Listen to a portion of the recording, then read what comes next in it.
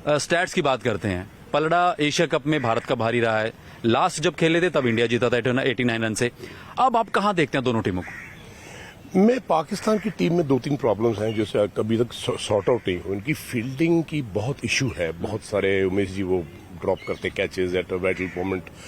Fielding, क्योंकि मैं ये समझता हूँ हमेशा, जब मैं यूवी को भी ट्रेन कर रहा था या जितने भी मैं प्लेयर्स ट्रेन करता हूँ, उनको ये बोलता हूँ कि ट्रेनिंग और fitness will make you the greatest fielder. अगर आपके पास 11 के 11 ग्रेटेस्ट फील्डर हैं, टॉप फील्डर्स हैं, आप देखो गंगुली जी के टाइम में या धोनी के टाइम में कितने ग्रेट फील्डर्स थे, तो वो टीम हमेशा ही जीतेगी। इसलिए हिंदुस्तान जीतता रहा है under the captaincy of Ganguly and Dhoni, क्योंकि हम ग्रेट फील्डर्स थे, जो कि पाकिस्तान में बहुत लैकिंग है। इंडिया इसलिए always on the edge, always मैं समझता हूँ बेटर टीम है, क्योंकि हम आईपीएल खेलते हैं और आईपीएल खेलते हैं वेरी कम्पिटिटिव प्लेयर्स है, जो वर्ल्ड के ग्रेटेस्ट प्लेयर्स हैं। बिल्कुल।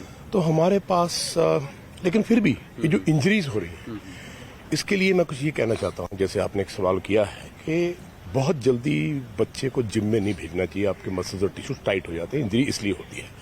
सो आई थिंक इंडिया मेरे हिसाब से एक बहुत बड़ी टीम है जिसको हराना बहुत मुश्किल है। हाँ, क्रिकेट में कुछ कहा नहीं जा सकता, पर मैं समझता हूँ हिंदुस्तान को हराना बहुत मुश्किल है। अभी आपने एक सवाल किया था, मैं उसका जवाब दूं या आप पूछोगे? नंबर 4 की मैं पूछता हूँ, मैं उस पर आऊंगा। लेकिन बात कर लें रोहित बनाम बाबर की टीम, और प्लेयर अगर फेस टू फेस देखें कि ऑलराउंडर उनके पास भी हैं, बॉलिंग अटैक उनका है, शाहीन शाह अफरीदी हो, राउस हो, शादाब खान हो, ये तमाम जो लड़के हैं हमारे यहाँ पे, अगर बात करें बॉलिंग अटैक की, मैं बॉलिंग से शुरू कर रहा हूँ। जसप्रीत बुमराह वापसी कर रहे हैं एक छोटे से स्पेल के साथ, जिस तरह से उस लड़के ने अपना मुकाम बनाया बॉलिंग में, यॉर्कर, ब्लॉक होल्स में बॉल डालना। शमी है, मोहम्मद सिराज है। बॉलिंग अटैक को अगर हम तुलना करें दोनों टीमों की, शाहीन शाह अफरीदी एक पेस के साथ आते हैं, रऊफ की अच्छी पेस है, किस तरह से देखते हैं बॉलिंग अटैक को? फिर बात वही आ जाती है कि आप कितने मैचेस खेले हो थ्रू आउट द ईयर।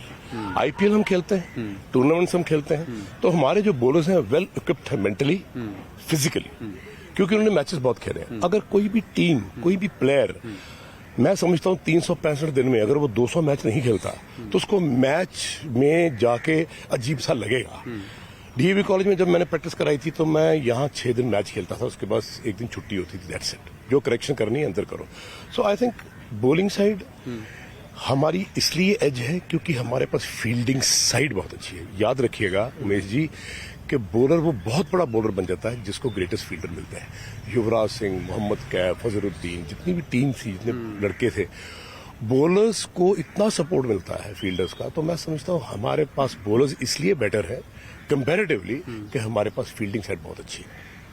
आपने कह दिया कि बिल्कुल हम कम्पिटिटिव क्रिकेट खेलते हैं, हमारे बॉलर मेंटली फिट हैं, क्योंकि उनके आसपास एक क्रिकेट का अच्छा माहौल है। पाकिस्तान उतने मैचेस नहीं खेलती जब वो टूर पे होती है, लेकिन उनके यहाँ पे डोमेस्टिक चलता है, सब कुछ चलता है।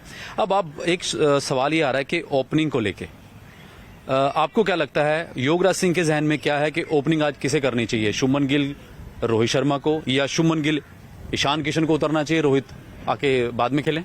अभी हम बात कर रहे थे और वो बहुत बड़ी जायज है, शायद किसी ने अभी तक की भी नहीं चैनल के ऊपर। ईशान किशन और शुभमन गिल ये दोनों ओपन करें। नंबर 3 खेले रोहित शर्मा, नंबर 4 खेले विराट कोहली। सर पता नहीं मैं ठीक कर रहा हूँ कि गलत कह रहा हूँ, पर जो मेरा जहन है, जो मेरा एक्सपीरियंस है और जो मैं समझता हूँ, हमारी सारी की सारी प्रॉब्लम ठीक हो जाएगी। क्यों? अगर ऊपर आउट होता है एक आदमी, 2 आदमी, तो हमारे पास 2 ऐसे ग्रेट प्लेयर हैं रोहित शर्मा में और विराट कोहली में, वो संभाल लेंगे। जैसे युवराज सिंह थे, साथ में धोनी थे, कई बार सचिन तेंदुलकर आउट हो जाते थे, कई बार सौरव गंगुली आउट हो जाते थे, कई बार वो ऊपर इसलिए खेलते थे कि उनको पता था कि हमारा 3 और 4 वेल इक्विप्ड है। सो आई थिंक अगर रोहित जी नंबर 3 खेलें और विराट नंबर 4 खेलें, तो ये हिंदुस्तान की सारी प्रॉब्लम्स जो है वो सॉल्व हो जाएगी। और आपको लगता है अगर ये कॉम्बिनेशन काम कर गया, अभी आगे वर्ल्ड कप आना है, ऑस्ट्रेलिया की टीम ने इंडिया का टूर करना है, तो ये कॉम्बिनेशन काम आ सकता है? काम आ नहीं सकता, ये कॉम्बिनेशन काम आएगा। उसकी वजह ये है, ऊपर 2 हमारे पास बैट्समैन है और विराट के बाद हमारे पास 2 बैट्समैन है। अब बात रही बॉलर्स की, आपने बात करी थी, मैं ये समझता हूं कि बॉलर्स को बैटिंग करानी बहुत जरूरी है। जितने ऑलराउंडर्स आप बनाओगे उतनी बेटर टीम बनती जाएगी आपकी। आपको याद होगा युवराज सिंह बॉल डालते थे और सचिन तेंदुलकर बॉल डालते थे, दोनों ने वनडे क्रिकेट में 100 विकेट निकाली। हालांकि उनको बॉल डालने की जरूरत नहीं थी, हमारे पास बॉलर्स थे, लेकिन उनको बनाया गया। इसी तरह बॉलर्स को मैं ये समझता हूँ एडमिनिस्ट्रेशन को या कोचेस को उनको बैटिंग करानी चाहिए। बुमराह है, चल यार तूने बॉल डाल लिया, अभी तो 1 घंटा बॉलिंग मशीन पे बैटिंग कर।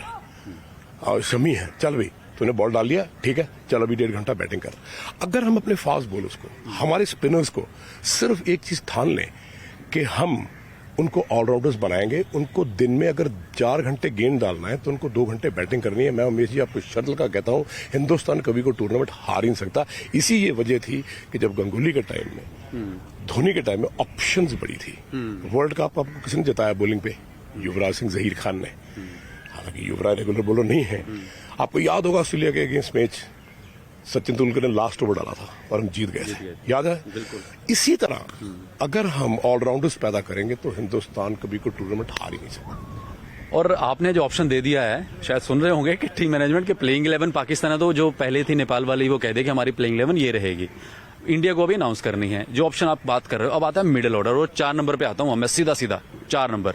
रोहित शर्मा जब टीम अनाउंस हुई, साफ कहा, बड़े साफ गोई से कहा कि भाई युवराज सिंह के बाद 4 नंबर पे हमें अभी तक मिला नहीं है। एक्सपेरिमेंट का दौर जारी है।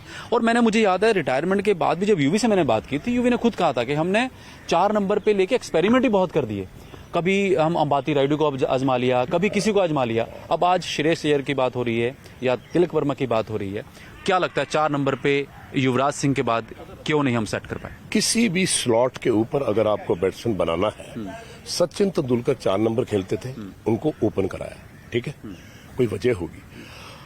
आपको लंबी ड्यूरेशन देनी पड़ेगी। अगर आप किसी भी प्लेयर को बनाना चाहते हैं तो आप उसको एक लंबा ड्यूरेशन दीजिए कि ये 5 के 5 मैच तुम्हारे हैं और उसको ग्रूम कीजिए। ऐसे 4 नंबर पे कोई आ नहीं जाएगा। ये कोई जादू की छड़ी नहीं है, ऐसे 3 नंबर पे कोई आ नहीं जाएगा। तो आपको वो प्लेयर बनाना पड़ेगा। तो अगर आपके पास नहीं है, जैसे रोहित शर्मा ने बोला है, तो मैं ये समझता हूं कि why not try captain himself के 3 नंबर तुम खेलो, 4 नंबर कोहली खेले। मैं फिर कहता हूं, अगर ये दोनों बैट्समैन, अब विराट कोहली ने ओपन करके नंबर 3 पे बहुत कुछ कर लिया है। अब एक टाइम ऐसा है कि जहां पे उसको एक रिस्पांसिबिलिटी लेनी है कि 4 नंबर पे वो खुद जाएगा। मैं उमेश जी आपको फिर बोलता हूं, सिलेक्टर्स को फिर बोलता हूं, आप विराट को रिक्वेस्ट कीजिए कि you are our main player और Rohit is our main player. Let the play number 3 and number 4। All great players in this world have been number 3 और नंबर 4। आप उठा के देख लीजिए हिस्ट्री। मतलब आप मानते हो कि ओपन तो रोहित ने बहुत कर लिया, अब आके 3 नंबर पे आना। विराट ने भी कर लिया, ओपन कर लिया, नंबर 3 पे खेल लिया। मैं समझता हूँ 4 नंबर का स्लॉट विराट से बढ़ के कोई नहीं, 3 नंबर का स्लॉट रोहित से बढ़ के कोई। और वर्ल्ड कप की बात कर रहे हैं ना, क्योंकि आगे वर्ल्ड कप है, अहम टूर्नामेंट। हम इसी कॉम्बिनेशन से जीत जाएंगे। मैं आपको लिख के देता हूँ, ये बात मैंने लास्ट ईयर बोली थी जब पिछले वर्ल्ड कप में। मैंने कहा अगर आपको जीतना है तो रोटेशन कर लो अभी भी। पर मे भी रोहित कंफर्टेबल लगते हैं शायद अपने आप को, पर आज रिस्पॉन्सिबिलिटी लेने की बात है। युवराज सिंह ओपनिंग बैट्समैन है, वो तो ओपन करते थे, मैंने तो उनको ओपनिंग बैट्समैन बनाया था। लेकिन टीम की रिस्पॉन्सिबिलिटी के लिए, टीम की विनिंग कॉम्बिनेशन के लिए युवराज सिंह को 4 नंबर बैटिंग करनी पड़ी और 4 नंबर पे जाके 96% उनका विनिंग रेट है।